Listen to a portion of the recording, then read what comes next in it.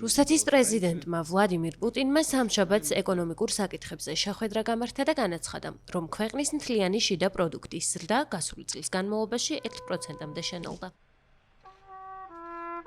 თუმცა ჩვენ ვიცით, რომ ეს შენელება არა მხოლოდ მოსალოდნელი იყო, არამედ შეიძლება ითქვას გარკვეულწილად ხელოვნურადაც გამოწვეული, განაცხადა პუტინმა ოფიციალური პირებისადმი მიმართვისას. მისი განმარტებით ეს ინფლაციის შემცირებისკენ მიმართულ მიზანმიმართულ ნაბიჯებთანაა დაკავშირებული.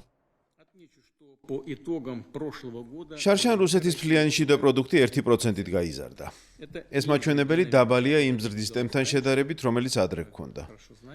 ჩვენ კარგად ვიცით, რომ 2023-24 წლებში ზრდა 4,11 და 4,31% იყო. თუმცა ვიცით ისიც, რომ ეს შენელება არა მხოლოდ მოსალოდნელი იყო, არამედ შეიძლება ითქვას გარკვეულწილად ხელოვნურადაც გამოწვეული. ეს უკავშირდება მიზანმიმართულ ზომებს ინფლაციის შესამცირებლად. წლის დასაწყისში ინფლაცია ოდნავ მართლაც გაიზარდა. 2026 წლის იანვრის მდგომარეობით წლიურად იგი 6,41%-ია. ესეც მოსალოდნელი იყო და ნაწილობრივ საგადასახადო სისტემის რეორგანიზაციას, განსაკუთრებით DGG-ს ზრდას უკავშირდება. ვლადიმერ პუტინის თქმით, მთავრობისა და ცენტრალური ბანკის გამოთვლებით ამ ცვლილებების გავლენა ფასებზე მოკლე ვადიანი იქნება.